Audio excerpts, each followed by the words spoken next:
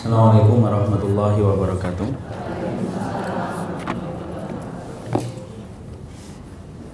Innal hamdalillah wassalatu wassalamu ala Rasulillah wa ala alihi wa sahbihi wa man tabi'ahum bi ihsan ila yaumil qiyamah.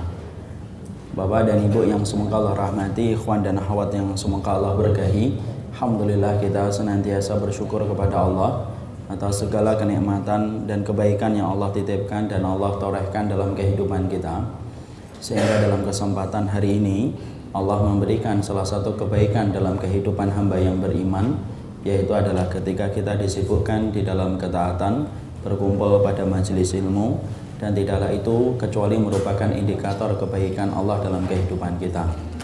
Karena sesungguhnya barang siapa yang ingin memperhatikan apa indikator kebaikan yang Allah kirimkan kepada seorang hamba, maka Allah itu akan memberikan dua indikator.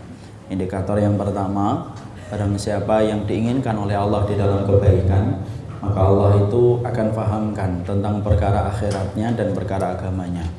Kalau dulunya tidak faham, sekarang dia faham. Dulunya tidak mengerti, sekarang dia mengerti.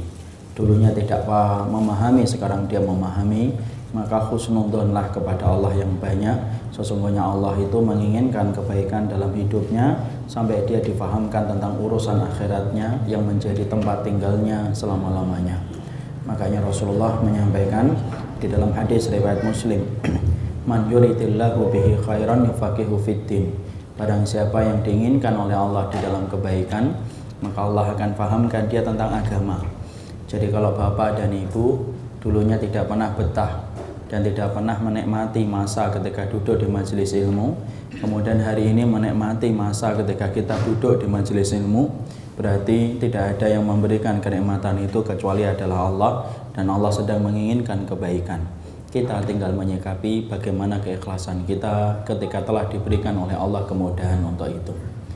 Yang kedua, indikator Allah itu menginginkan kebaikan dalam kehidupan kita.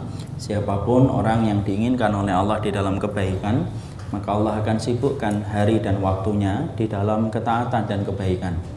Makanya siapapun yang disibukkan dalam satu ibadah, disibukkan dalam taat, maka itulah tanda Allah itu menginginkan kepadanya kebaikan.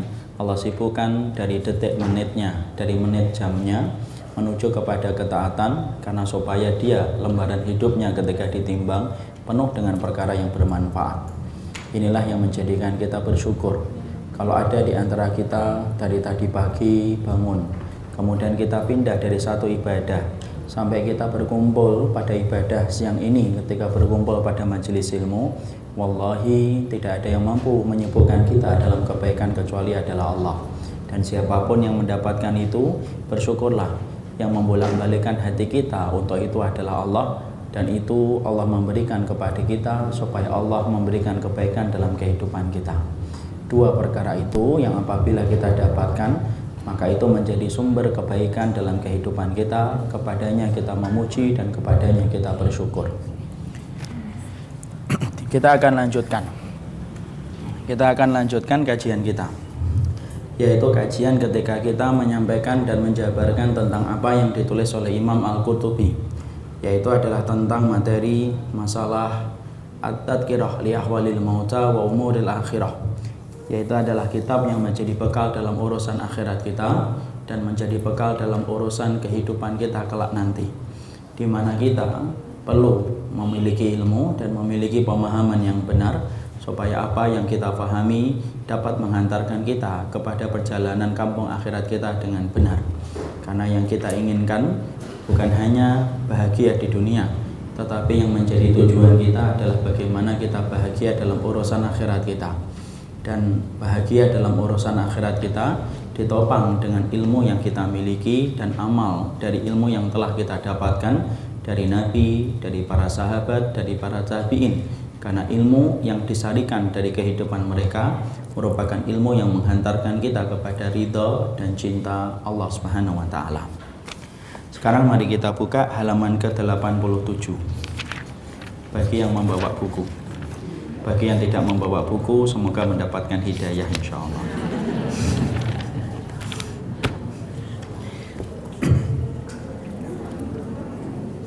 Pada halaman ke-87 kita akan menyampaikan tentang satu tema, yang telah ditulis oleh Imam Al-Qurtubi ketika beliau menyampaikan tentang su'ul khatimah.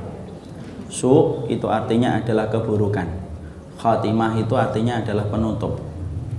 Kalau kita bicara penutup, maka sesungguhnya penutup itu memiliki dua macam. Yang pertama husnul khatimah, yang kedua adalah su'ul khatimah. Maka sesungguhnya penutup itu ada dua, penutup yang baik dan penutup yang buruk. Karena tidak ada pilihan yang ketiga, tidak ada penutup antara yang baik dan buruk, tidak ada. Karena sesungguhnya Allah menutup ajal seseorang manusia dan menutup umur kehidupan manusia dengan dua perkara itu, yaitu adalah kalau tidak berada pada wilayah husnun, maka dia berada pada wilayah su'un. Husnun itu adalah kebaikan, su'un itu adalah keburukan. Maka di sini kita memahami proses khatimah atau proses penutup dalam kehidupan manusia itu penting sekali. Karena segala sesuatu dalam kehidupan umur kita ditentukan bagaimana penutupnya. Makanya Rasulullah SAW beliau bersabda dalam hadis yang sahih, innamal a'malu bil khawatim. Sesungguhnya segala amal itu ditentukan bagaimana penutupnya. Karena apabila penutupnya baik, penutup yang baik menghapuskan keburukan di awal hidupnya. Sebagaimana sebaliknya, kalau penutup yang buruk menghapuskan kebaikan di awal hidupnya. Karena semuanya tergantung bagaimana penutup dalam kehidupan kita. Makanya sering saya sampaikan berkali-kali, di antara wasiat yang disampaikan oleh para ulama salaf ketika kita meminta kepada Allah, yaitu adalah meminta supaya kita diberikan husnul khatimah. Karena sesungguhnya di antara doa yang penting dan pokok ketika kita meminta kepada Allah, satu, mintalah kepada Allah diberikan surga. Dua, diberikan supaya kita senantiasa istiqamah. Tiga, diberikan supaya kita husnul khatimah. Empat, supaya kita mendapatkan hidayah. Lima, supaya kita diampuni dosa-dosanya oleh Allah. Jadi para salaf itu menyebutkan intisari yang paling penting dalam kehidupan meminta kepada Allah itu lima. Dan di antara lima permohonan yang pokok ketika kita meminta kepada Allah, yaitu adalah meminta supaya kita diberikan rezeki, kebaikan pada penutup harinya, karena sesungguhnya itu merupakan hari ketika kita kembali kepada Allah dan menentukan kualitas hidup kita selama kita menjalankan kehidupan. Makanya sampai Abu Bakar beliau berkata dalam untayan doa, dalam satu riwayat yang marfu', sampai Abu Bakar itu berkata, Allahumma ij'al khaira umri akhirahu. Ya Allah, jadikanlah umurku yang terbaik. Itu bukan umur pada usia 10, 20, 30, enggak. Tetapi jadikanlah umurku yang terbaik pada umur yang terakhir kalinya. Waj'al khaira amalin khawatimahu. Jadikanlah amalku yang terbaik, yaitu amal ketika aku meninggal dunia. Jadi minta kalau kita sholat yang paling khusyuk, ya sholat kita ketika pas hari itu meninggal. Kita minta kalau kita sedekah itu sedekah yang paling besar, yang ikhlasnya itu ya ketika pas sedekah hari kita meninggal. Dan kita meminta ketika kita misalkan melakukan tahajud, ya tahajud yang paling indah itu tahajud ketika di pagi harinya kita meninggal dunia. Makanya Abu Bakar mengatakan waj'al khaira amalin khawatimahu. Jadikanlah amalku yang terbaik itu amalan penutupnya. Waj'al khaira ayyamin yauma alqaka fihi. Dan jadikanlah hari-hariku yang terbaik, hari bukan ketika dilahirkan, hari bukan ketika aku menikah, tetapi hari yang terbaik adalah hari ketika aku bertemu denganmu, yaitu hari kematian kita. Di situ menggambarkan sampai setingkat Abu Bakar radhiyallahu anhu meminta tiga, dijadikan umurnya yang terbaik, umur ketika meninggal dunia, amal yang terbaik, amal ketika menjadi penutup dari seluruh amal seluruh hidupnya, dan dijadikan umur yang paling indah, umur ketika bertemu, dan dijadikan hari yang terbaik atau hari yang terindah, hari ketika bertemu dengan Allah. Itu menunjukkan bahwasanya kebutuhan kita kepada kebaikan kita pada hari ketika meninggal dunia itu jauh lebih baik daripada kebaikan 100 hari sebelumnya, tetapi di akhir kehidupan kita rusak.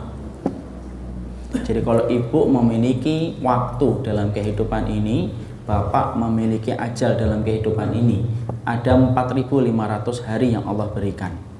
Kemudian 4.500 itu dalam keadaan yang baik, tetapi pada 4.501 Bapak meninggal dunia dalam keadaan yang buruk. Satu keburukan bisa jadi menghapuskan seluruh kebaikan selama 4.500 hari yang pernah kita lewati. Tetapi barang siapa yang mendapatkan 4.500 harinya penuh dengan keburukan, lalu pada hari yang ke 4.501 dia melakukan kebaikan, satu kebaikan itu ketika dilakukan pada hari ketika meninggal dunia bisa menghapuskan seluruh keburukan pada 4.500 yang kita lakukan dengan kemaksiatan. Kenapa? Innamal a'malu bil khawatim, bukan bin niat. Minum dulu lah kayak gini.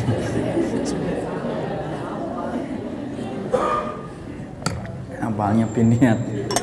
Innamal a'malu bil khawatim. Materi penting jadinya malah ketawa. Innamal a'malu bil khawatim. Sekali-kali perbendaharaan hadisnya nambah gitu loh. Jadi innamal a'malu bil khawatim, karena sesungguhnya segala amal itu kemudian ditentukan bagaimana penutupnya. Makanya doa yang kita minta kepada Allah ketika kita supaya diberikan oleh Allah husnul khatimah, sebagaimana kita meminta Allahumma rzuqni husnul khatimati. Allahumma rzuqni, ya Allah berikanlah rezeki kepada kematianku husnul khatimati, yaitu penutup yang paling baik. Dan itulah yang kita minta selalu kepada Allah. Maka setelah kita mengetahui bahwasanya husnul khatimah merupakan bagian dari pertolongan Allah dalam kehidupan hamba yang beriman, saya perlu menyampaikan pula, husnul khatimah itu betul-betul manis, lebih manis daripada manisnya madu dan lebih manis daripada manisnya kurma. Karena siapapun orang yang meninggal dalam keadaan husnul khatimah, ibu dan bapak, sesungguhnya dzikroyat, sesungguhnya ingatan kita terhadap orang yang telah meninggal dunia dalam keadaan husnul khatimah itu tidak akan pernah lupa, dan akan menjadi cerita manis yang disampaikan dari lisan kepada lisan berikutnya, dari lisan yang baik menuju kepada telinga yang baik. Makanya kita perhatikan, rata-rata orang yang meninggal husnul khatimah selalu pembicaraan tentang husnul khatimah, tentang seseorang itu menjadi pembicaraan yang disenangi oleh jiwa kita. Dan selalu kita berharap mendapatkan kedudukan itu ketika mendengar saudara kita husnul khatimah.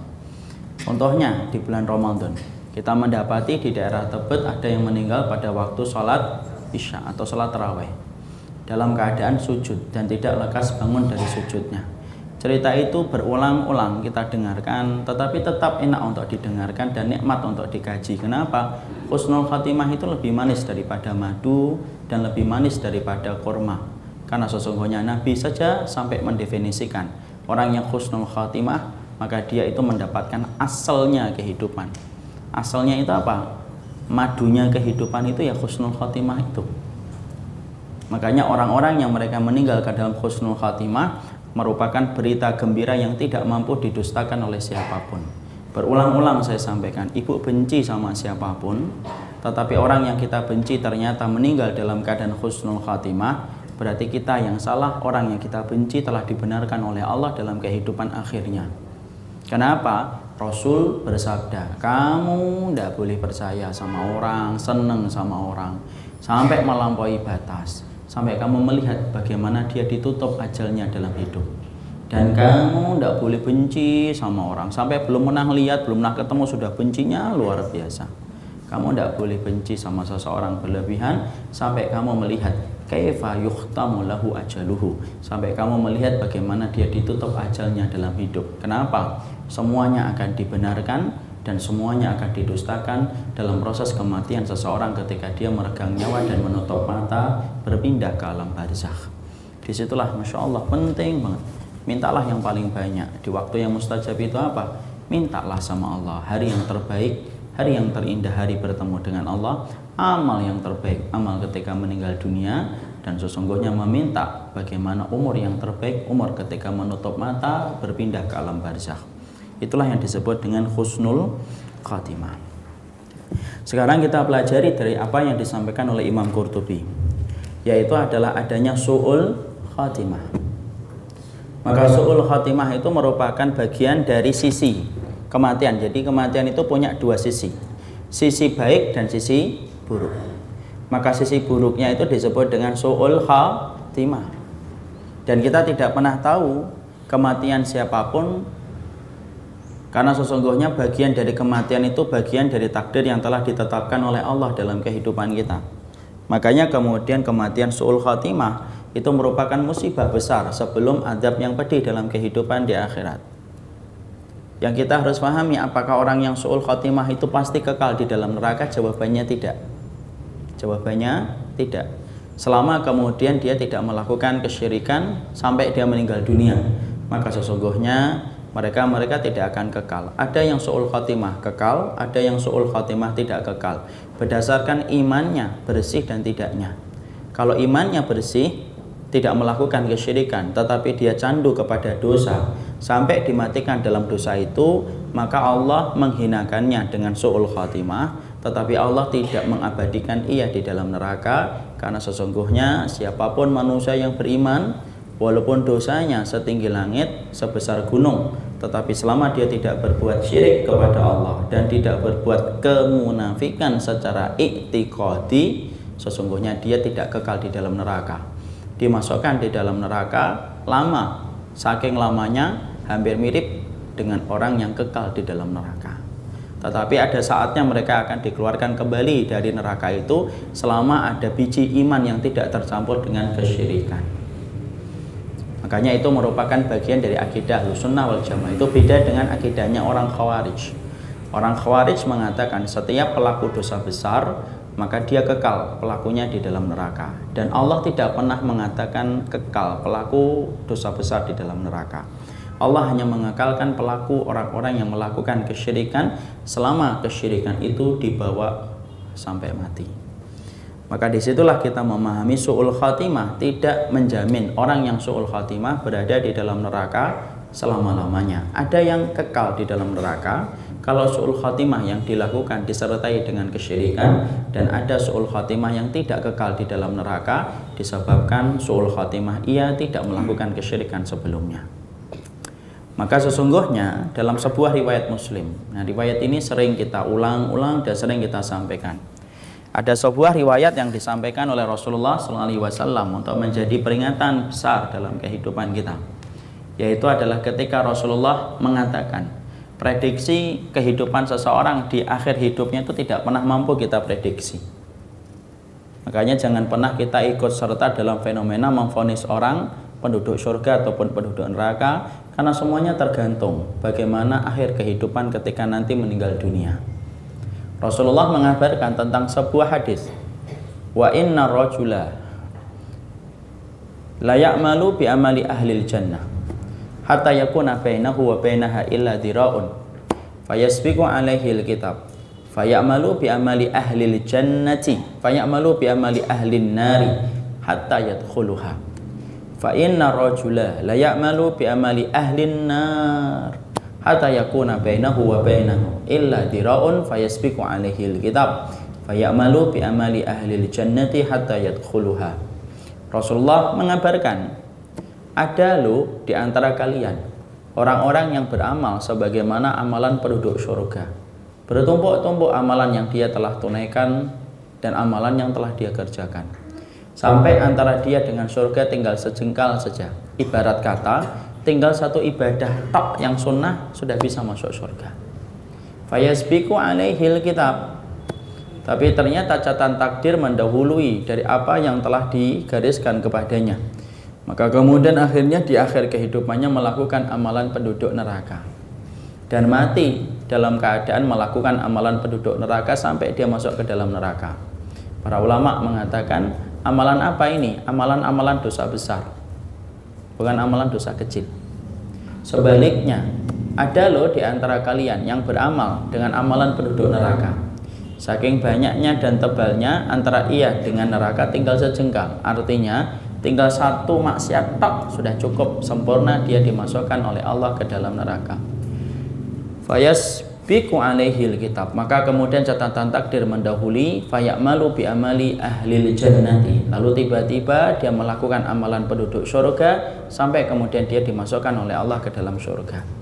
Disitulah kita paham su'ul khatimah merupakan perkara yang tidak pernah kita tahu apakah bisa menimpa kepada kita ataukah tidak. Jangan pernah merasa aman dalam kejadian apa yang berlangsung di masa mendatang, karena kita tidak bisa memprediksi kita sendiri.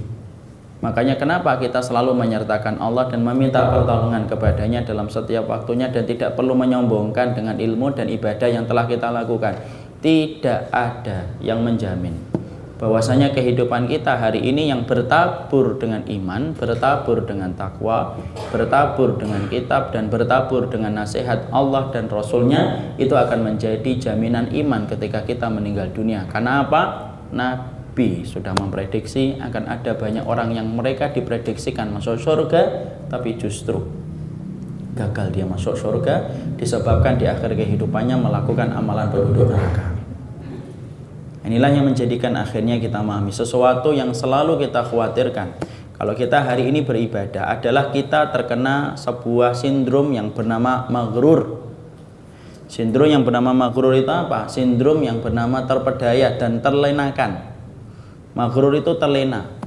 Jadi setelah kita merasa bahwasanya hari ini kita memperbaiki hijab, hari ini ketika kita telah memperbaiki cara ma'isyah kita, ketika kita membersihkan dari harta yang haram, hari ini ketika kita telah memperbaiki cara pandang kita dengan ilmu, hari ini ketika kita telah merasa memperbaiki komunitas kita yang lama diganti dengan komunitas yang baru, kadang-kadang setan itu membiarkan itu terjadi ketika manusia tidak bisa lagi dinasihati untuk melakukan maksiat.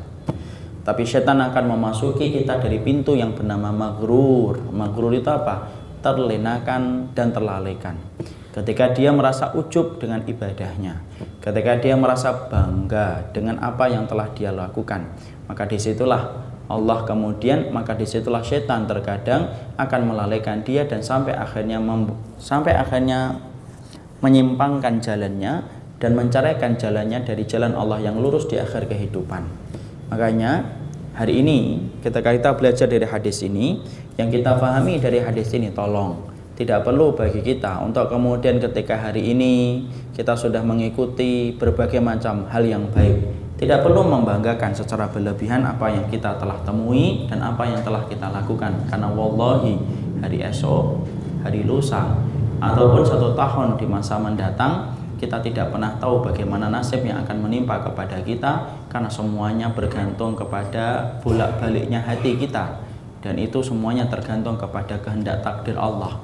Makanya mintalah tolong kepada Allah supaya Allah menolong kita, menetapkan hati kita di dalam kebaikan dan menetapkan hati kita di dalam ketaatan. Makanya sama pula kalau kemudian tiba-tiba kita mendapati ada saudara kita yang dulunya sudah bermaksiat, kemudian hijrah, kemudian dia berbuat baik kembali, kemudian melakukan kembali kemaksiatan, tidak usah dihujat lah, tidak usah dihujat.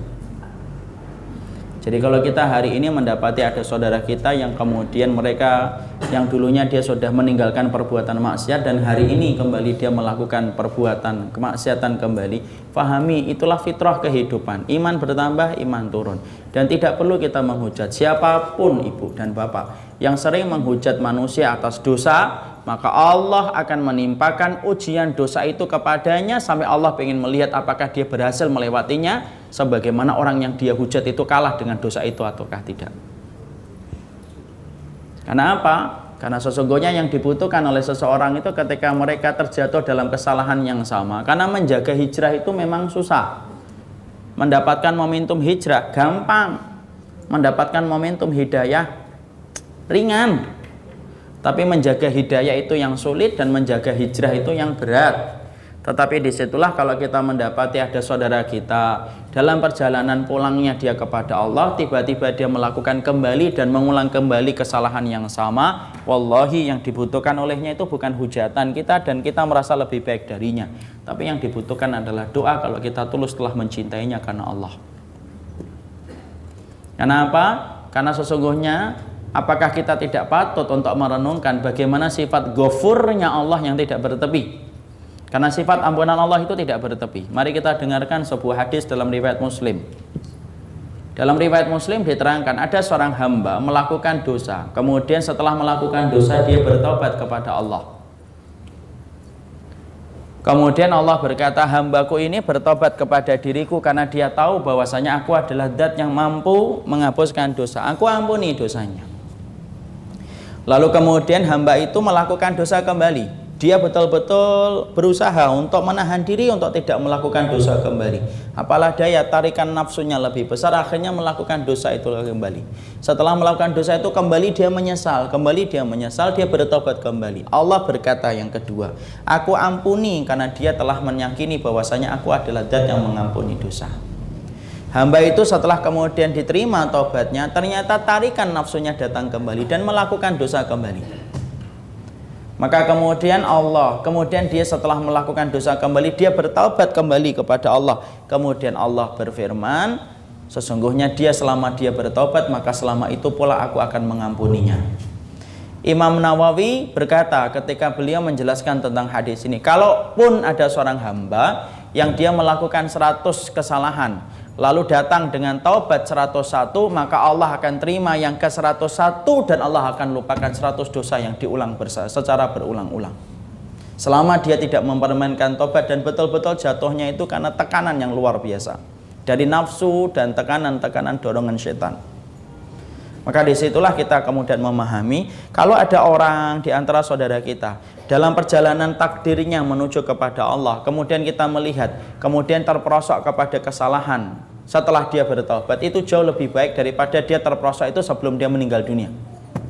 Tetapi sesungguhnya kita fahami, renungkanlah sifat ghafurnya Allah, karena sesungguhnya sifat ghafurnya Allah itu tidak bertepi. Sampai Imam Nawawi mengatakan dengan bentuk kata yang indah, kalaupun ada seorang hamba melakukan 100 dosa, terperosok 100 kali kesalahan, kemudian dia menebus dirinya dengan 101 taubatnya, maka Allah akan terima yang ke 101-nya dan Allah hapuskan 100 dosa yang dia ulang-ulang secara terus-terusan. Disitulah kita paham. Makanya saya ingin sampaikan di sini agak melebar sedikit.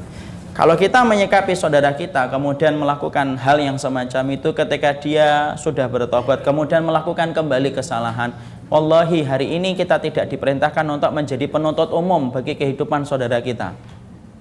Sudah ada malaikatnya.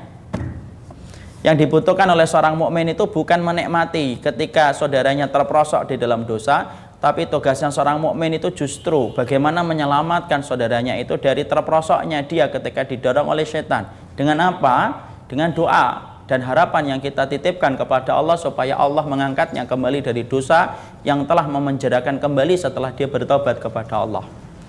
Ada orang yang bertobat, ada orang yang tobat, sifatnya tobat itu sebagaimana sifatnya Umar bin Khattab, sekali tobat menjaga tobatnya sampai meninggal dunia. Ada orang yang tobatnya itu semacam itu. Tapi apakah semua orang yang bertobat semacam itu? Tidak. Ada pula orang yang bertobat kayak Abu Mihjan As-Saqafi. Siapa itu Abu Mihjan As-Saqafi? Seorang sahabat yang menenggak minuman khamr, diambil, dijilid, menenggak minuman khamr kembali, diambil, dijilid, menenggak minuman khamr kembali, diambil, dijilid kembali, sampai berulang-ulang dan berpuluh-puluh kali dia mengulang kesalahan yang sama. Sampai kemudian dia akhirnya betul-betul menyesal dengan taubat paripurna ketika dia tidak mampu berjihad gara-gara minuman khamr diikat dalam sebuah tongkat dan dalam sebuah tiang. Disitulah menetes air matanya dan berkata, gara-gara minuman laknat aku tidak mampu berjihad pada jalan Allah. Maka itulah yang menjadi taubat paripurna yang akhirnya menjadikan Abu Mihjan As-Saqafi tidak lagi menenggak minuman khamr. Tapi seorang taubatnya Abu Mihjan itu setelah berkali-kali jatuh dalam kesalahan yang sama. Minum khamr, taubat, minum khamr lagi, taubat lagi, dijilid, minum khamr lagi, taubat lagi, dijilid lagi, minum khamr lagi, taubat lagi, dijilid lagi. Dan itu kemudian akhirnya bertobat sebelum akhirnya dengan taubat yang paripurna, taubat yang paling sempurna sebelum meninggal dunia. Kita tidak pernah tahu tentang taubatnya seseorang. Ada orang yang taubatnya kayak Umar bin Khattab, tapi tidak sedikit ada saudara kita yang taubatnya sebagaimana taubatnya Abu Mihjan As-Saqafi. Bukan berarti kemudian kita memaklumi kalau ada orang yang mempermainkan tobat. Tidak. Kita tidak akan pernah memaklumi orang-orang yang mempermainkan tobat. Tapi di situ kita faham, kalaupun ada saudara kita yang terperosok dosa kembali setelah dia merasakan manisnya hidayah, tolong tidak usah diperlebar dengan hujatan. Karena yang dibutuhkan oleh saudara kita adalah doa dan harapan yang kita titipkan kepada Allah, karena Allah yang membolak-balikkan hati seorang hamba. Jangan membantu setan untuk memperosokkan saudara kita kepada dosa yang lebih dalam daripada sebelumnya. Masalah hidayah itu miliknya Allah, bukan miliknya kita. Ya. Jadi kalau sudah bicara tentang hidayah itu bukan miliknya kita. Ngapain kita menghujat sesuatu yang kita nggak miliki? Tidak bisa. Pernahkah Rasulullah itu menghujat Ali bin Abi Thalib walaupun menghujat Abu Thalib, walaupun Abu Thalib berkali-kali kemudian diajak oleh Rasulullah untuk masuk Islam tetapi tidak tergerak untuk masuk Islam?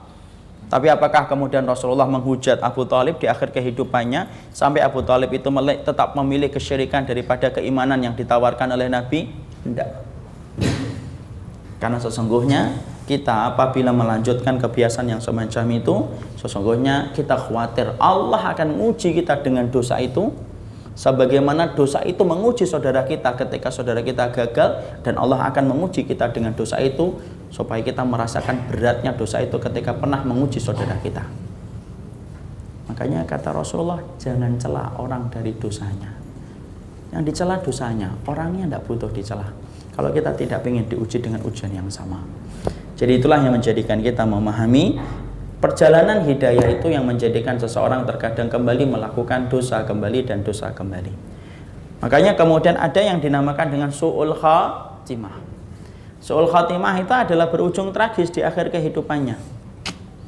Maka kemudian Imam Qurtubi menyampaikan beberapa contoh orang-orang yang su'ul khatimah di dalam kitabnya, nanti dibaca.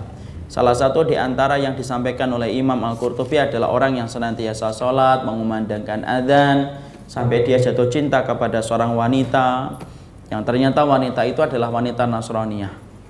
Dia melamar wanita itu, tetapi wanita itu menolak karena keimanan dan keyakinan yang berbeda. Sampai sang laki-laki mengorbankan ibadahnya, mengorbankan amalnya untuk melamar wanita itu, dan ternyata diterima.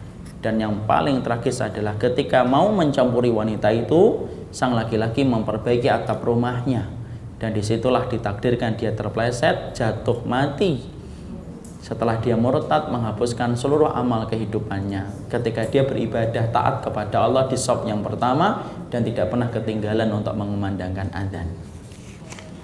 Nah, kita tidak pernah tahu. Makanya Rasulullah SAW sampai beliau bersabda apa?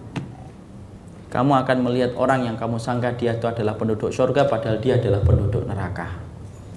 Kita nggak pernah tahu. Makanya terhadap satu riwayat yang sering saya sampaikan pula dalam riwayat Bukhari, ada seseorang yang berjihad dengan gagah berani, sampai kemudian Rasulullah SAW kemudian bersabda kepada para sahabat yang menyaksikan bagaimana gagah beraninya dan sepak terjang sahabat yang begitu luar biasa, menumpas dan menebas musuh-musuh Allah dengan pedangnya. Kemudian Rasulullah bertanya, atadruna huwa min ahli jannah wa min nar? Dia ini penduduk surga atau penduduk neraka? Kemudian seluruh para sahabat serentak yang ada di samping Nabi mengatakan dia adalah penduduk surga ya Rasul. Kemudian Nabi mengatakan la innahu min ahli nar. Dia termasuk penduduk neraka. Sampai kemudian ternyata ada satu sahabat yang penasaran, kenapa Nabi sampai menyebut ia penduduk neraka padahal dia gagah di atas kudanya, menebas musuh dengan pedangnya dan sampai menyebab terpenggalnya banyak musuh-musuh Allah. Ternyata orang itu dilihat oleh sahabat yang memperhatikannya. Dia tertebas pedang, jatuh dari kudanya, kemudian tersengal-sengal dalam kematiannya, tidak sabar menunggu ajalnya dicabut oleh Allah. Ketika merasakan beratnya merasakan sakaratul maut, maka kemudian dia mengambil sebilah pedang, kemudian ditusukkan ke tubuhnya berkali-kali. Mati bukan dalam keadaan berjihad di jalan Allah, tapi matinya bunuh diri, dan itu merupakan mati su'ul khatimah. Itulah garis kehidupan kita yang tidak pernah kita tahu. Makanya tidak usah sombong kalau sudah ngaji, tidak usah sombong ketika sudah mampu melakukan amalan sunnah, mencibir saudaranya, seakan-akan menganggap saudaranya itu tidak satu level dengan dirinya, seakan-akan tidak satu banding dengan dirinya. Makanya ada salaf itu sampai marah sama anaknya ketika salaf ini sholat qiyamul lail semalam suntuk bersama putranya. Ketika menjelang subuh, kemudian putranya berkata, orang-orang masih pada tidur, tidak sholat malam, Kemudian bapaknya marah dan berkata, "Nak, kamu tidur dari habis isya sampai subuh itu jauh lebih baik daripada kemudian kamu sholat semalam suntuk, tetapi dengan modal sholat itu kamu sombong di hadapan manusia dan merasa lebih baik daripada yang tidur. Karena apa? Tidurnya kamu tetapi melahirkan tawadhu ketika bangun itu lebih baik daripada begadangnya kamu tetapi melahirkan sifat sombong dan takabur dalam amal ibadahmu." Itulah yang menjadikan kita tidak perlu lagi kita membanggakan amal, karena kita pun tidak tahu bagaimana akhir kehidupan kita, dan Allah tidak pernah menolong orang yang menyombongkan amal ibadah. Tetapi Allah selalu menolong orang yang selalu merendahkan dirinya dalam amal ibadah. Merasa berdosa itu lebih baik daripada merasa telah melakukan kebaikan. Karena sesungguhnya orang yang merasa berdosa akan termotivasi untuk bertaubat dan tidak pernah letih untuk menebus kesalahan dan dosanya dengan kebaikan. Tapi kalau orang itu sudah merasa hijrah, sudah merasa berbuat baik, sudah merasa paham sunnah, sudah merasa berbuat atau paham akidah dan tauhid, saya khawatir merasa baik itu tidak menumbuhkan kecuali adalah kerusakan amal ibadah kita di hadapan Allah. Fala tuzakku anfusakum. Jangan menganggap sucilah dirimu. Wa a'lamu bimanit taqa. Allah yang lebih tahu siapa yang paling bertakwa di antara kalian. Nah, disitulah yang menjadikan kita betul-betul merendahkan diri kita di hadapan Allah dalam setiap ibadah, supaya Allah menolong dalam proses akhir kehidupan kita. Sekarang mari kita kemudian pelajari apa sih yang menyebabkan orang itu su'ul khatimah. Jadi perkara apa yang bisa menyebabkan seseorang itu mendapatkan su'ul khatimah? Sebagaimana yang tadi kita telah mengerti bahwasanya su'ul khatimah itu merupakan perkara musibah. Jadi perkara su'ul khatimah itu merupakan perkara musibah. Maka kemudian menghindari, kita harus mengetahui pencetus su'ul khatimah itu apa. Sebagaimana saya takut kepada kanker, ya saya harus paham pencetus kanker itu apa. Micin, pencetus kanker. Makanan-makanan yang diawetkan, pencetus kanker. Gaya pola hidup yang tidak sehat itu pencetus kanker. Ya kalau kamu khawatir terhadap kankermu, maka kamu perhatikan pencetus dan penyebab kanker itu apa, supaya kamu mendidik dirimu dan hidupmu supaya kamu menghindari pencetusnya. Sama, su'ul khatimah itu siapa sih yang mau? Sampai setingkat maling dan pezina pun tidak ada yang mau dia kemudian su'ul khatimah. Walaupun beberapa saat tadi saya membaca di sebuah berita, Ibu, di Jawa Timur ada orang yang su'ul khatimah, habis berzina dengan wanita, meninggal dunia karena serangan jantung. Ditinggalkan perempuannya karena perempuannya ketakutan ditangkap polisi. Dan ketika laki-laki itu kemudian ditemukan dalam kondisi sedang digigit-gigit sama tikus.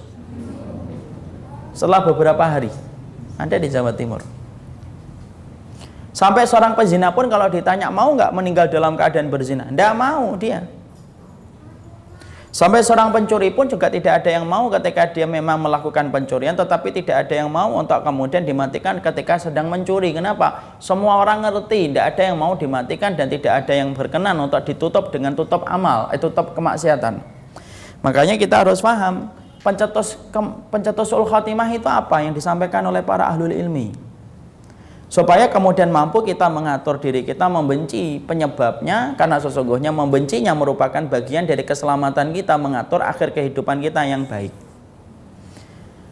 Makanya kemudian kita akan mempelajari apa itu penyebab su'ul khatimah. Kita belajar untuk membenci penyebab-penyebab su'ul khatimah. Karena apa? Karena sesungguhnya membencinya dengan bimbingan ilmu, bukan membenci dengan emosi. Para ulama kemudian menerangkan di dalam kitab Sakaratul Maut. Di dalam kitab tersebut lalu kemudian dibahas, dijabarkan oleh para ulama. Para ulama menerangkan setidaknya ada 5 perkara yang menyebabkan seseorang itu akan ditimpakan kepadanya su'ul khatimah di akhir kehidupannya. Yang mana ketika mereka melakukan 5 perkara ini, maka Allah itu akan menimpakan kepadanya kehinaan ketika mereka menutup mata berpindah ke alam barzahnya. Apa yang pertama? Asyirku wan nifaq. Syirik dan kemunafikan merupakan sebab yang pertama Allah menimpakan kepadanya su'ul khatimah. Syirik dan kemunafikan. Kemunafikan yang kita maksudkan di sini kemunafikan amali atau i'tiqadi? Kemunafikan amali atau i'tiqadi, Bu? I'tiqadi atau amali? Apa kemunafikan i'tiqadi? Jawab i'tiqadi aja. Apa kemunafikan i'tiqadi? Apa kemunafikan i'tiqadi? Kita tulis. Nifak itu ada dua. Nifak yang pertama, nifak itu dua. Yang pertama amali. Nifak amali itu yang tidak mengeluarkan seseorang dari agama Allah. Nifak yang dilakukan secara amal. Apa nifak amali? Nifak amali tidak mengeluarkan seseorang dari agama Allah dan tidak mengekalkan pelakunya di dalam neraka. Itu nifak amali. Apa nifak amali itu? Tandanya terlihat dalam 3 perkara. Kalau ngomong, bohong. Kalau berjanji, menyelisihi. Kalau kemudian diberikan amanah, berkhianat. Ditambah lagi dengan satu sifat yang menyempurnakan. Kalau kemudian dia bermusuhan sampai melampaui batas hingga melakukan dosa dalam permusuhan itu. Itu namanya nifak amali. Ada yang kedua yang menjadi sebab su'ul khatimah itu adalah nifak i'tiqadi. Apa nifak i'tiqadi itu? Nifak i'tiqadi itu ditampakkan dalam beberapa poin. 1, dia membenci syariatnya Allah. 2, mendustakan 1, 2 ataupun seluruhnya dari Al-Quran atau sebagian dari Al-Quran. Jadi kalau sudah bicara tentang Al-Quran, kalau ternyata tidak sesuai dengan keinginannya, kebiasaannya, maka kemudian dia menolak. Tetapi kalau dia mendapatkan syariat yang ditetapkan di dalam kitab Al-Quran sesuai dengan hobinya, diterima. Kalau tidak cocok, ditolak. Kalau selera, diterima. Kalau tidak selera, dibuang. Kemudian yang ketiga, dia membenci Rasul. Mengatakan Rasulullah dengan bentuk-bentuk kalimat yang sifatnya menghinakan diri dan menghinakan kehidupan Rasulullah. Mengatakan bahwasanya Rasul itu tidak layak disanjung-sanjung. Mengatakan Rasulullah itu tukang kawin. Mengatakan Rasulullah itu tidak paham tentang agama. Itu termasuk di antara perbuatan orang munafik i'tiqadi. Dan kemudian yang keempat, munafik i'tiqadi adalah membenci sunnah yang disampaikan oleh Rasulullah, ataupun membenci sebagian dari sunnah Rasulullah, ataupun membenci salah satu di antara sunnah Rasulullah, tetapi setelah datangnya nasihat dia tetap membenci sunnah itu, walaupun itu telah datang keterangan bahwasanya itu dilakukan oleh Rasulullah secara pasti. Maka ini yang disebut dengan nifak i'tiqadi. Nifak i'tiqadi itu konsekuensinya apa? 1, mengeluarkan pelakunya dari Islam. Yang kedua, mengekalkan pelakunya di dalam neraka. Dan yang menyebabkan su'ul khatimah itu ya bersama dengan syirik kita apa? Ya kemunafikan i'tiqadi. Makanya kalau kita mau jujur, kita lihat contohnya. Orang-orang yang melakukan kemunafikan i'tiqadi secara terang-terangan, contohnya siapa, Ibu? Kalau kita boleh melihat kayak Mustafa Kamal Ataturk. Mustafa Kamal Ataturk adalah orang yang kemudian dia itu menjatuhkan dan kemudian merobohkan khilafah Utsmaniyah 1924. Di mana kemudian dia dengan secara berani mengganti sistem khilafah dengan sistem barat. Mengumandangkan adzan dengan bahasa Turki. Kemudian melarang orang itu untuk berhijab, melarang orang untuk kemudian berjilbab. Itu salah satu yang dilakukan oleh Mustafa Kamal Ataturk. Bahkan dalam beberapa cerita dan kisah yang disampaikan oleh beberapa ustadz, ada beberapa ustadz yang pernah ziarah ke Turki, pernah bertemu dengan orang Turki yang umurnya lebih dari 100 tahun.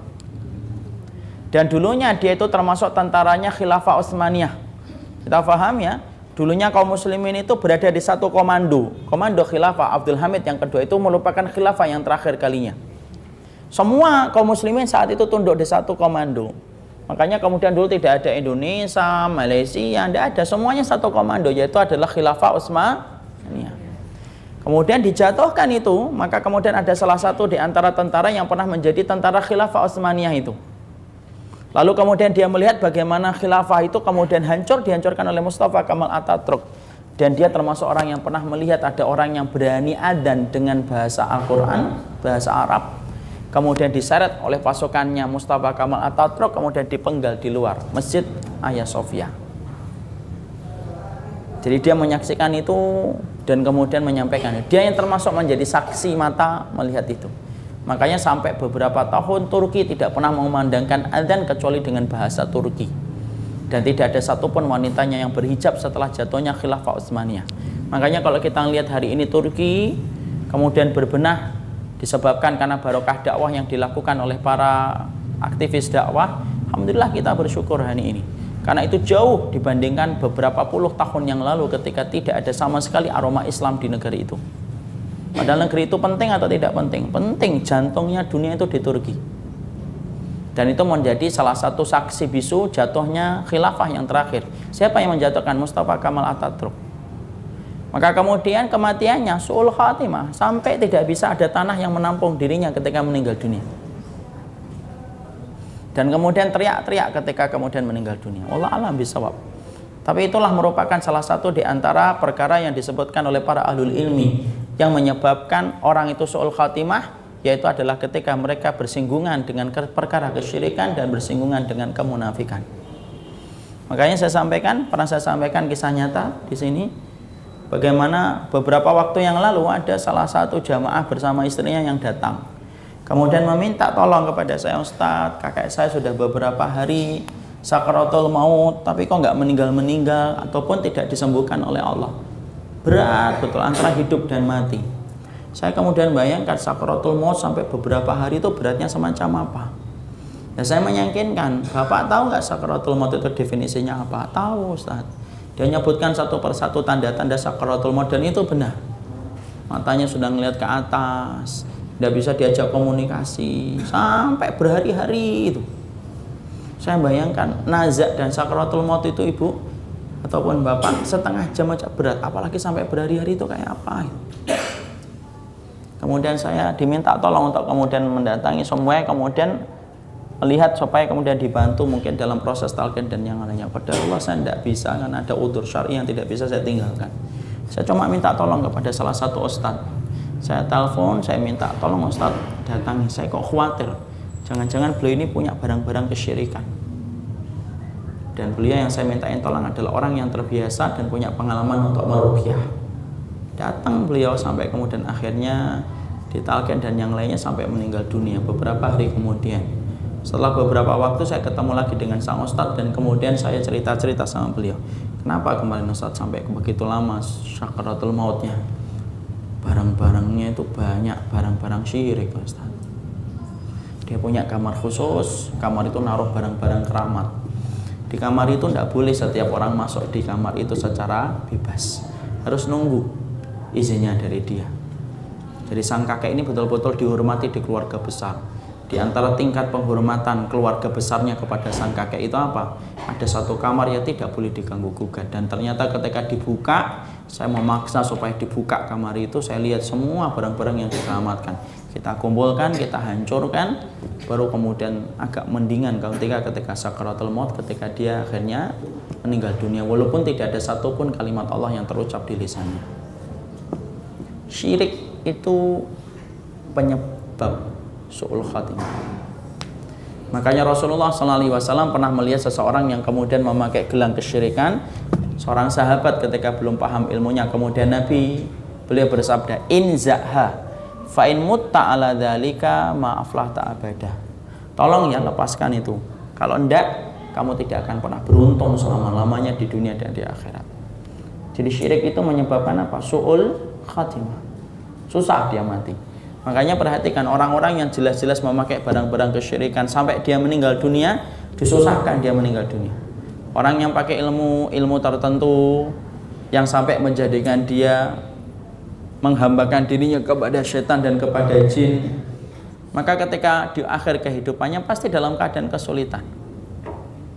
Bagaimana kemudian orang-orang yang memakai susuk-susuk tertentu, memakai kemudian berbagai macam apa yang ditanam di dalam tubuhnya dari barang-barang magic atau barang-barang keramat, Wallahi itu kalau mati akan kesulitan, Allah akan timpakan kesulitan dalam nazaknya sebelum Allah timpakan adab yang pedih di akhirat selama-lamanya.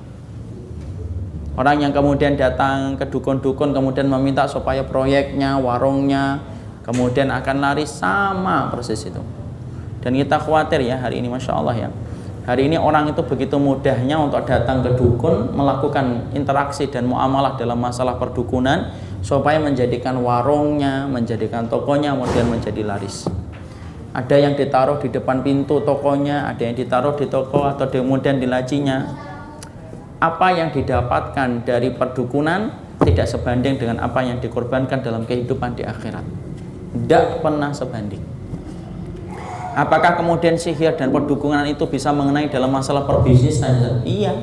Oh, sampai urusan perceraian saja termasuk bisa kok. Ma yufarriqu nabihi bainal mar'i wa zauji. Sampai urusan laki-laki dan perempuan ketika sudah menikah itu bisa dipisahkan dengan satu yang dinamakan dengan sihir. Itu bisa.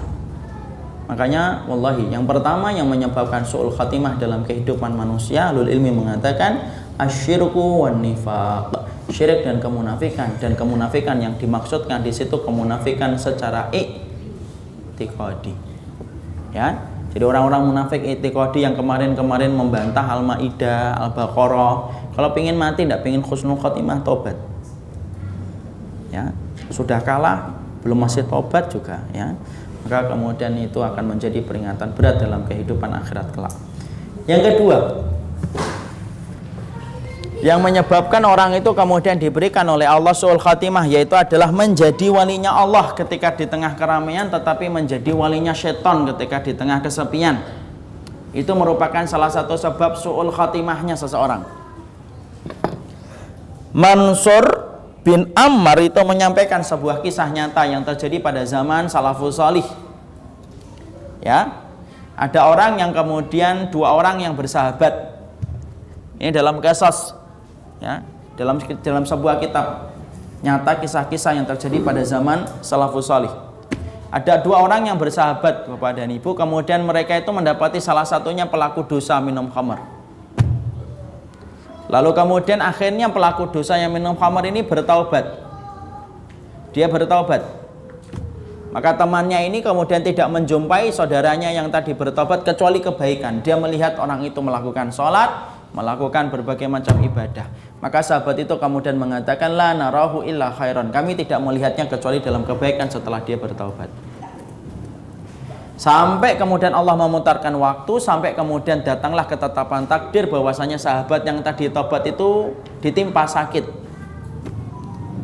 Maka kemudian sahabat yang soleh tadi kemudian ketika mendengar sahabatnya yang sakit bergegas, dia kemudian mempersiapkan bekal, kemudian mendatangi sahabatnya yang tobat yang kemudian tadi sakit. Kemudian ketika datang kepadanya, lalu kemudian sahabat tadi mencoba untuk mentalkin, karena mendapati sahabatnya itu dalam kondisi yang semakin berat dalam sakitnya. Maka kemudian dicoba untuk talqin, berulang-ulang dicoba dengan kalimat talqin, berulang-ulang gagal. Lalu kemudian diceritakan oleh Mansur bin Ammar ini, kemudian sahabatnya tadi berkata, ma yamna'uka minal kalam la ilaha illallah. Loh, yang menghalangi kamu untuk mengucapin la ilaha illallah itu apa, akhi? Tidaklah aku melihatmu kecuali adalah ahlul kebaikan, ahlul khair. Kamu telah mengganti dosamu, kamu telah bertaubat, kamu telah mengganti dengan sholat, kamu telah mengganti dengan sedekah, dan mengganti seluruh dengan ketaatan. Ma yamna'uka minal kalam. Apa yang menghalangi kamu untuk mengucapin la ilaha illallah? Sahabat tadi yang sakratul maut kemudian menjawab, inni tubtu ilallahi taubatal kadhibin. Saya adalah orang yang bertobat kepada Allah dengan tobatnya para pendusta. Kemudian dia menyampaikan, loh, bukankah kamu adalah orang yang telah mengganti kebaikan? Itu kalau aku di hadapan orang banyak, aku seakan-akan pengen mendapatkan popularitas ketika bertobat. Karena orang mengenalku dulu adalah ahli maksiat, lalu kemudian aku bertaubat dari minuman khamar. Dan ketika aku bertobat, aku mendapatkan kedudukan tinggi di mata manusia. Maka setiap aku habis memperlihatkan ibadahku, memperlihatkan ketaatanku, aku bersembunyi di balik tirai, aku bersembunyi di balik tirai. Ketika tidak ada orang yang memperhatikan aku menenggak kembali minuman khamar itu. Sampai kemudian Allah memberikan aku sakit, di mana sakit itu sampai tidak terperi rasa sakitnya. Kemudian aku meminta kepada putriku, tolong ambilkan bapak mushaf. Lalu kemudian putriku mengambilkan mushaf, dan ketika diambilkan mushaf, aku pegang mushaf itu dan aku berkata, ya Rabb, demi setiap kalam yang engkau sampaikan di dalam kitabullah, tolong sembuhkan aku dan aku akan bertobat kembali. Kemudian setelah itu beberapa hari kemudian Allah sembuhkan penyakitku.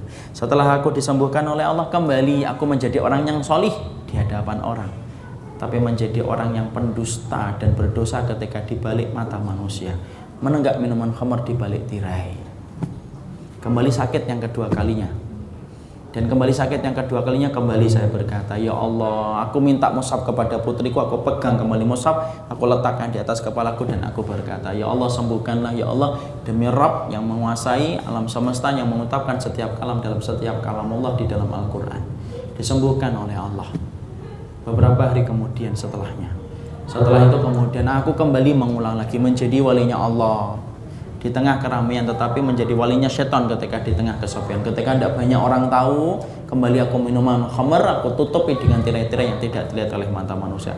Sampai kemudian aku akhirnya jatuh sakit kembali, dan ketika jatuh sakit kembali aku ingin bertobat, tiba-tiba aku mendengar suara, engkau meninggalkan Rabbmu di waktu sehatmu, dan engkau mentaati Rabbmu di waktu ramemu, dan bermaksiat dan durhaka kepada Rabbmu di waktu sepimu. Kata-kata itu tidak pernah aku tahu siapa yang menyampaikan. Disitulah aku tahu Allah tidak lagi kemudian membantuku dalam sakitku ini. Makanya sampai sahabat itu meninggal dunia, tidak ada satupun kalimat Allah yang keluar dari lisannya. Kisah itu disampaikan oleh para ulama di dalam kitab-kitab Mu'tabar, menjelaskan kepada kita itu apa? Perilaku menjadi walinya Allah di tengah keramaian, dan perilaku menjadi walinya setan ketika di tengah kesepian itu menjadi sebab orang itu mendapatkan su'ul khotimah. Kita Pak dan Ibu jadi walinya Allah di tengah keramaian itu gampang.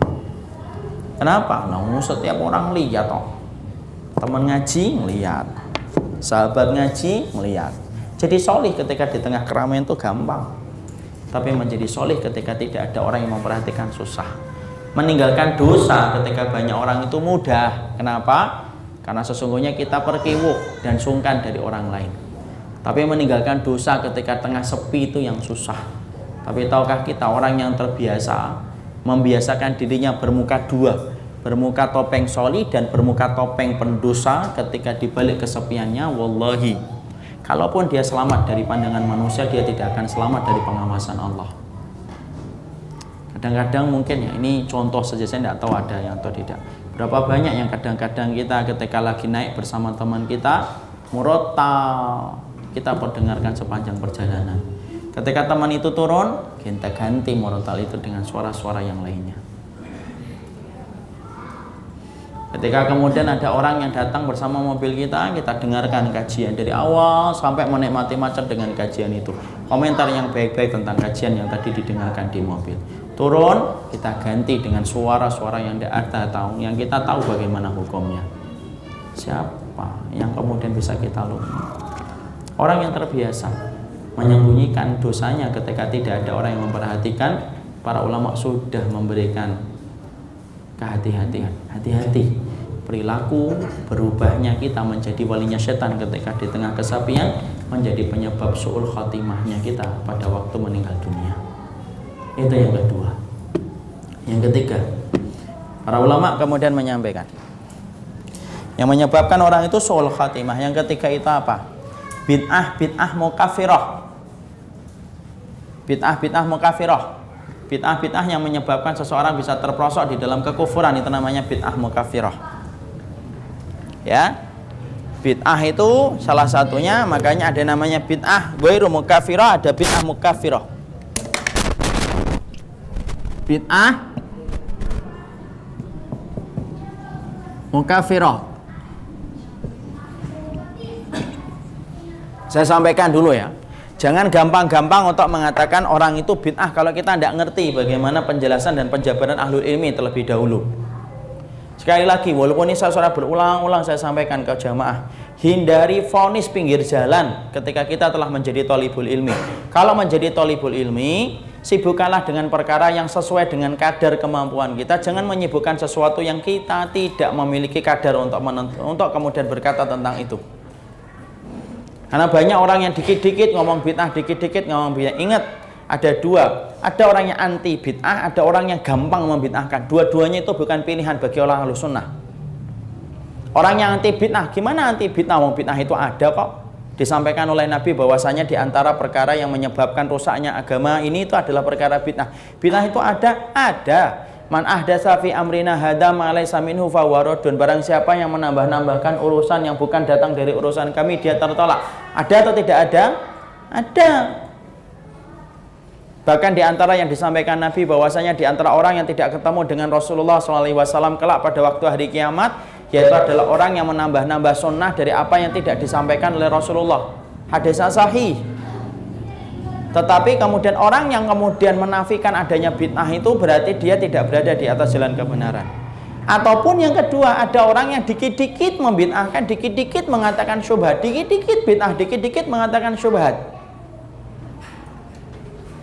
Di mana perkara itu justru malah kemudian kalau ditelusuri dan dikaji secara lebih mendalam, sesungguhnya perkara itu perkara yang khilafnya itu panjang.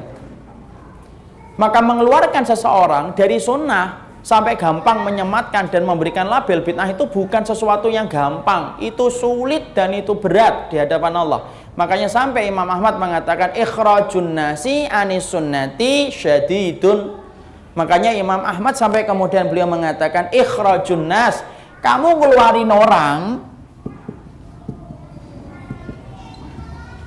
dari sunnah syadidun, itu susah, nggak gampang. Modal baru ngaji tematik sekali dalam sebulan bitain orang, nggak bisa lah. Modal ngaji kitab sekali dalam sebulan itu kitabnya aja nggak punya, bitain orang, nggak bisa kayak gitu. Apalagi dengan modal kopas itu, masya Allah. Modal kemudian kita kopas kemarin mana ya? Artikel yang kemarin ini penting ini untuk kemudian bantah saudara saya ini. Tapi yang dicari kopas aja nggak dibaca. Maka kemudian tidak gampang itu. Makanya yang menyebabkan su'ul khatimah, kita tidak bahas tentang ini, kita bahas yang bid'ah mukafirah. Bid'ah mukafirah itu kemudian yang menyebabkan su'ul khatimah. Salah satunya kemudian kita mendapati sebuah riwayat dari Ibnul Farid. Ibnul Farid itu adalah orang yang ahli ibadah, tetapi dia meyakini bahwasanya Allah itu bersemayam dalam tubuhnya makhluk. Itu bid'ah mukafirah atau tidak? Bid'ah mukafirah. Kenapa? Tidak boleh meyakini Allah itu bersemayam dalam tubuhnya manusia, itu tidak boleh. Haram.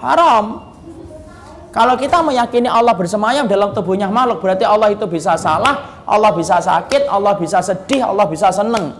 Dan sifat itu tidak mungkin dimiliki oleh Allah, mustahil, karena sifat itu sifat yang melekat pada diri makhluknya, bukan diri Sang Khalik.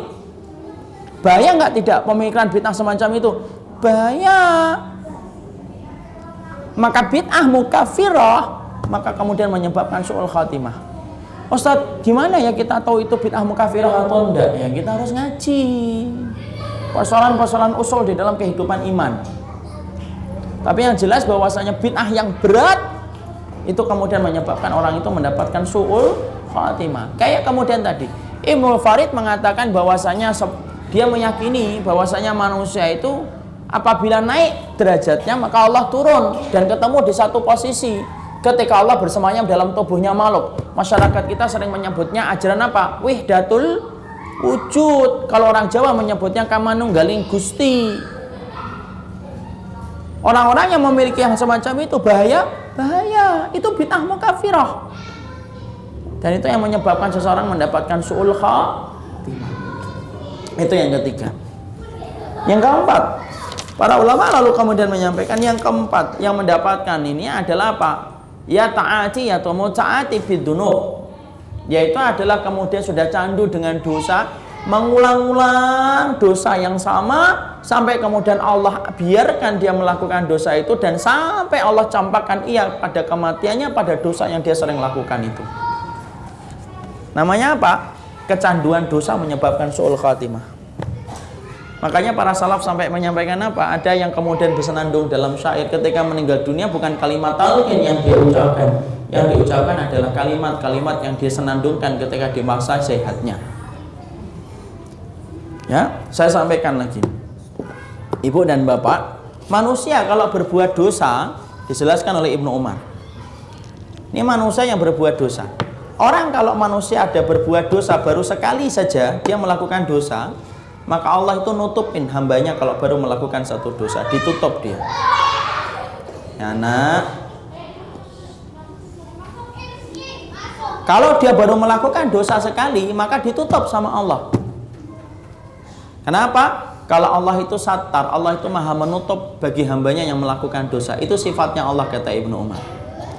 Tapi kalau ada seorang hamba sudah ditutup, dia melakukan dosa sekali ditutup, dosa 2 kali masih ditutup sama Allah, dosa 3 kali ditutup sama Allah, sampai dia terus membiarkan jatuh dalam dosa itu dan candu dengan dosa itu. Pertama, Allah cabut tirai dosa itu supaya orang melihat dosa yang dilakukan olehnya, atau Allah cabut tirainya sekaligus pula Allah mematikan ia dalam dosa itu. Kenapa? Kalau baru sekali dan 2 kali, Allah masih menunggu hamba itu untuk balik dan bertobat kepadanya. Karena apa? Allah itu Ghafur. Allah itu Maha Pengampun. Tapi kalau kemudian ada orang yang berbuat dosa terus-terusan, mengulang kesalahan yang sama, dan dia tidak lekas bertobat, Allah cabut penjagaannya, Allah cabut tirainya, dan Allah biarkan dia sampai terhinakan dengan dosa yang dia bawa sampai dia meninggal dunia. Disitulah kita bisa mengatakan, kalau ada orang yang mati sambil berzina, tidak bisa orang kemudian mengatakan dia baru sekali kok. Tidak bisa lah, kalau sekali ditutup sama Allah. Kalau baru sekali ditutup sama Allah, itu sifat satarnya Allah. Ada orang yang minum khamar, kemudian di daerah-daerah Jawa itu pesisir, ketika sampai pesta miras. Sampai pesta miras. Kemudian dia mati, kemudian teman-temannya yang masih hidup itu, yang sekarat-sekarat itu ngomong, dia baru sekali kok ikut-ikutan sama kita. Enggak, saya nggak percaya, maaf. Kenapa? Kata Ibnu Umar, kalau baru sekali Allah pasti tutup itu, pasti ditutup. Allah masih nunggu, ini hambanya biar balik dulu kepada Allah. Sampai terus-terusan dan kebangetan ngulang itu, Allah cabut, Allah biarkan kemudian terlihat, atau yang paling parah, Allah sekalikan cabut nyawanya dalam keadaan dosa yang melakukan itu. Makanya orang berzina baru sekali tidak bisa. Orang mencuri kemudian tertangkap mati misalkan, bukan yang fitnah loh ya, betul-betul mencuri tertangkap dia. Maka itu kemudian tidak bisa baru sekali. Kalau baru sekali Allah masih selamatin lah. Nah, disitulah kemudian kita mendapati muta'ati bidunub. Orang yang terbiasa dengan kemaksiatan itu, Masya Allah, orang yang terbiasa dengan kemaksiatan itu, maka sesungguhnya dia akan dimatikan dengan kemaksiatan itu. Sama dengan syair-syair lagu yang kita sering dengerin. Hati-hati loh, bisa jadi tanpa sadar itu terekam di bawah alam sadar kita, keluar ketika mau mati. Ketika kemudian ditalkin la ilaha illallah, yang keluar Isabella sama Denpasar Moon. Itu lagu yang saya dahulu tahu ketika masih SD. Isabella sama Denpasar Moon, dah itu tak. Maka kemudian bisa jadi, bisa. Sebagaimana kisah nyata yang terjadi di daerah Arab Saudi, bagaimana ada seorang polisi yang bercerita dalam kitabnya seorang ulama. Ketika dia patroli mendapatkan kecelakaan, diselamatkan orang itu dari mobilnya, dan ketika dia mendapati sakaratul maut menimpa kepada pengemudi yang kecelakaan itu, ditalkin, tapi ternyata yang keluar bukan kalimat la ilaha illallah, yang keluar itu syair lagu yang sedang diperdengarkan di dalam mobil itu. Ketika qadarullah, walaupun kecelakaan hebat, suara musiknya tetap masih jalan. Kisah nyata itu. Fa'tabiru ya ulil absar. Bukankah Allah merintahkan kita ambil ibrah wahai orang yang berakal? Ambil ibrah dari orang yang berakal itu. Terlepas khilaf lah, kemudian ada yang mengatakan begini, yang musik itu begini, lah sudahlah, bismillah, tinggalkan, ganti dengan yang lebih baik, yaitu adalah Quran. Apakah kita ridho untuk kemudian meninggal dalam keadaan diperdengarkan Quran, diperdengarkan musik? Tidak mau. Sesenang-senangnya kita terhadap Bon Jovi misal, tidak ada orang yang kemudian senang sama Bon Jovi itu ketika mati, tolong ya nanti kalau saya mau mati sakaratul maut dengerin Bon Jovi. Tidak ada yang mau. Kenapa? Fitrahnya tahu kalau mati tidak butuh Bon Jovi. Butuhnya apa? Quran. Lah kok kemudian hidupnya menikmati Bon Jovi terus matinya pengen kemudian dengerin Quran? Lah kok enak? Nggak bisa kayak gitu. Yaitu takwid. Maka kemudian membiasakan kita dalam kebaikan itu termasuk di antara perkara yang membantu kita dalam husnul khatimah. Membantu kita dalam husnul khatimah. Ya, bismillah lah, kita ganti aja yang lebih baik itu. Insya Allah. Dan kemudian tinggalkan dosa-dosa yang kita sembunyikan, yang kita kemudian masih melakukannya itu, tinggalkan dosa itu. Orang yang kemudian terbiasa ghibah, apa kita ridho toh ketika meninggal dunia dalam keadaan kita ghibahin orang kemudian meninggal dunia? Apa kita ridho ketika kita menghujat dan modai kehormatan orang kopas kemudian baru kopas mati? Tidak akan ada selesainya itu. Dan itu kemudian yang dikatakan oleh para ulama salafus saleh, muta'ati bidzunub. Orang yang kecanduan dengan dosa merupakan salah satu perkara penyebab su'ul khatimah kehidupan seseorang. Dan kemudian yang kelima, kita singkatkan, anak-anak sudah pada datang, tidak khusyuk kita belajar.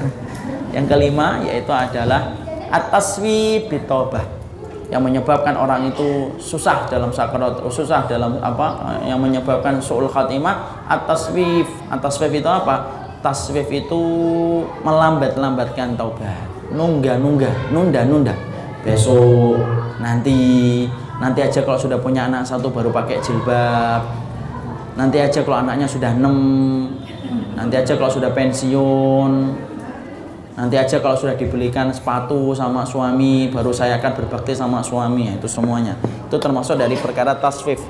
Taswif itu adalah perkara menunda-nunda taubat. Dan diantara bentuk panah beracunnya iblis itu adalah taswif, supaya orang itu melambatkan taubatnya. Kalau orang itu sudah lambat dalam taubatnya, disitulah setan itu akan mudah memperosokkan dia dalam su'ul khatimah. Taswif itu gimana tulisannya? Taswifun.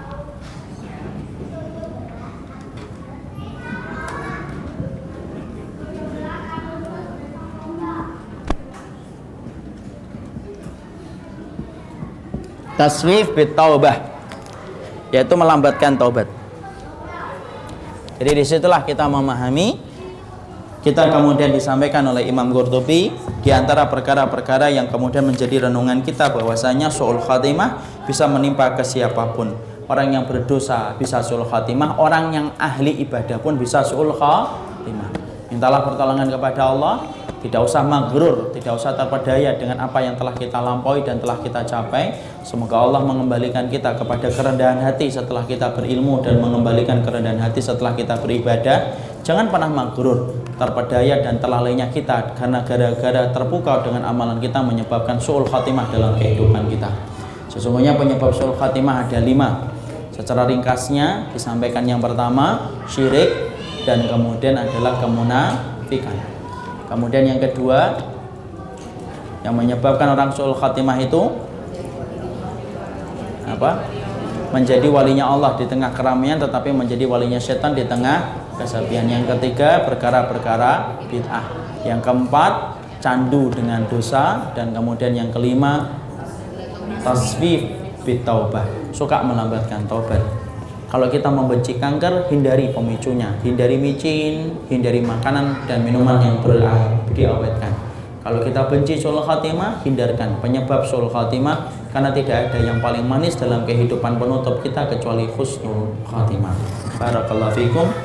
Kita cukupkan. Ada yang bertanya? Tidak ada. Insyaallah yang dapat kita ada? Oh, ada.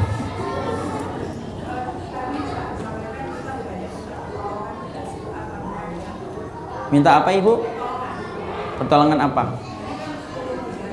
Iya, minta pertolongan dalam semua perkara. Minta pertolongan dalam istiqamah, minta pertolongan kita diberikan oleh Allah. Doanya beda-beda ibu.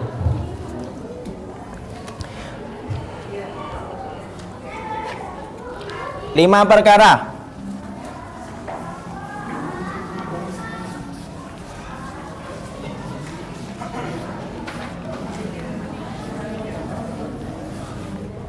Lima perkara yang kita minta dalam doa, dalam urusan akhirat kita. 1, minta surga. Doanya apa? Allahumma inni apa? As'alukal As'alukal jan. 2. Minta husnul khatimah. Doanya apa? Allahumma rzuqni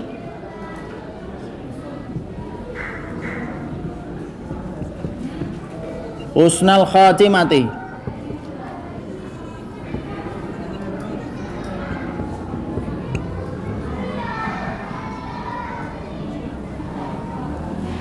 Yang ketiga, minta apa? Yang ketiga minta apa?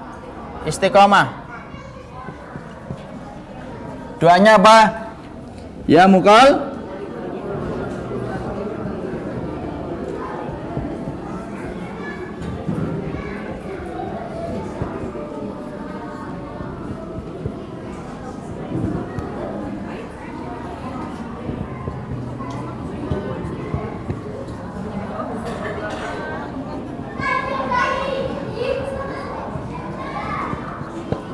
Yang keempat, minta apa?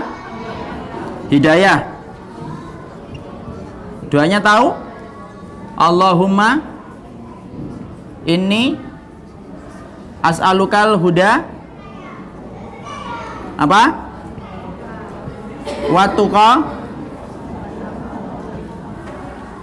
wal ghina wal afaf.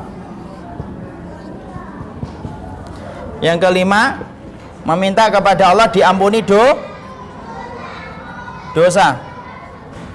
Doanya apa? Allahumma firli.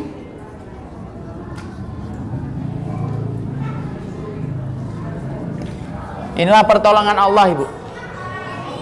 Pertolongan Allah supaya kita diberikan pertolongan dalam 5 perkara yang kita hajatkan dalam urusan akhirat kita. Paham, Ibu? Pertanyaan beliau mewakili 5 pertanyaan selanjutnya. Insya Allah kita tutup dan kita cukupkan kajian kita dalam kesempatan hari ini. Kita siap-siap melaksanakan sholat asar. Subhanakallahumma wa bihamdika asyhadu an la ilaha illa anta astaghfiruka wa atubu ilaika. Assalamualaikum warahmatullahi wabarakatuh.